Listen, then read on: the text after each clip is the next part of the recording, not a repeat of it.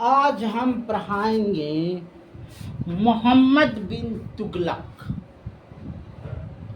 मोहम्मद बिन तुगलक जो था कौन था? तो एक शिक्षित बादशाह था, पढ़ा लिखा बादशाह था। देखिए, शिक्षित बादशाह, पढ़ा लिखा बादशाह और बुद्धिजीवी बादशाह, ये दोनों में अंतर होता है। मोहम्मद बिन तुगलक वास्तव में पढ़ा हुआ बादशाह था, लेकिन वह बुद्धिहीन था। शिक्षा था उसमें, लेकिन बुद्धिता के कारण वही शिक्षा उसको काम नहीं आया। देखिए, हुआ उसके साथ क्या कि सबसे पहले जैसे ही बैठा मोहम्मद बिन तुगलक, कब बैठा?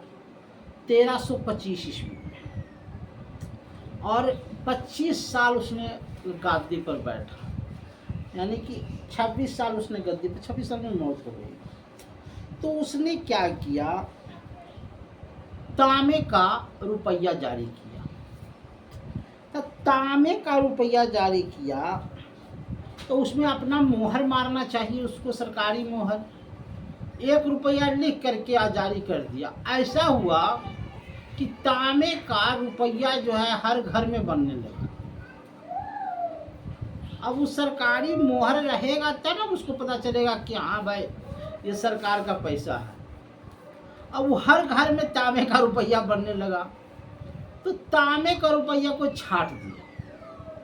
उसने सांकेतिक मुद्रा, जैसे 2 रुपया है ना तो 2 लिखा रहेगा, 3 रुपया तो 3 लिखा रहेगा, 4 रहेगा तो 4 लिखा रहेगा। तो इस तरह से सांकेतिक मुद्रा निकाला। सांकेतिक मुद्रा में भी वैसा ही होने लगा।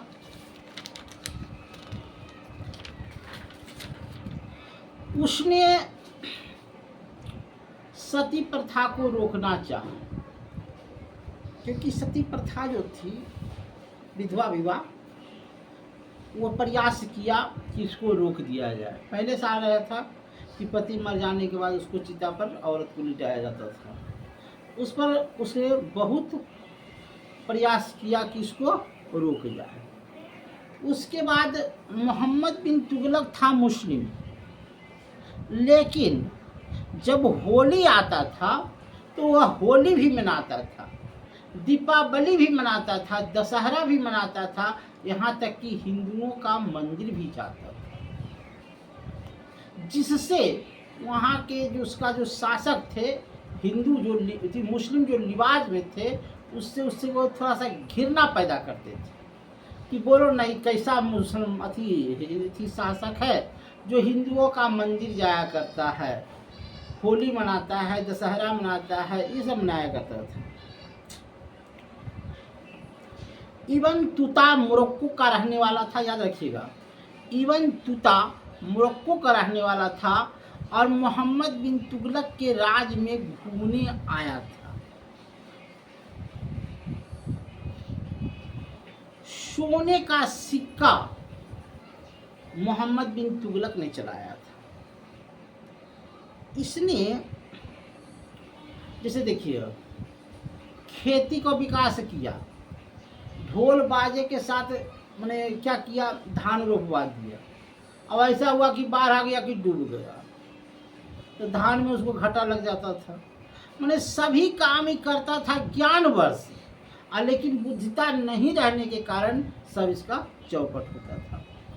2 भाई की लड़ाई थी, चचेरे भुमाई, बदउद्दीन पुरजान और गुलबार्ग, ये दोनों भाई था आंध्र प्रदेश में, और दोनों लड़ रहा था। एक भाई इससे कहा कि मोहम्मद बिन तुगलक हमसे उस भैया को मार दीजिए, उसका हिस्सा हम आपको दे देंगे। अब ये क्या किया, आंध्र प्रदेश से चल गया सेना को लेकर, और जब उस पर अटैक करने वाला था तो मोहम्मद जो भी भैया था, गुलाबुद्दीन तुगलक और गुलबर्ग दोनों एक हो गया।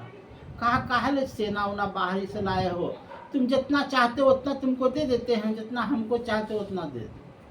कहा नहीं नहीं लड़ाई नहीं होगा। अब आने जाने में मोहम्मद बिन तुगलक के सेना का खर्चा हुआ, मारा गया, जंगली शेर खा गया, तो इसको बहुत घाटा हुआ।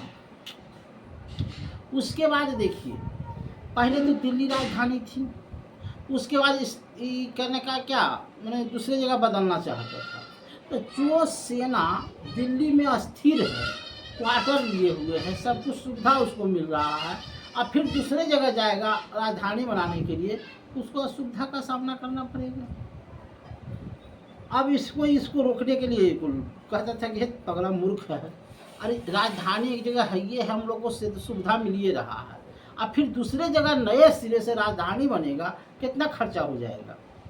तो इसको बड़े एक तरह से कहा जाए कि मोहम्मद बिन तुगलक ज्ञानी भी था और मूर्ख भी था। इसके बाद हम पढ़ाएंगे फिरोज शाह तुगलक। धन्यवाद।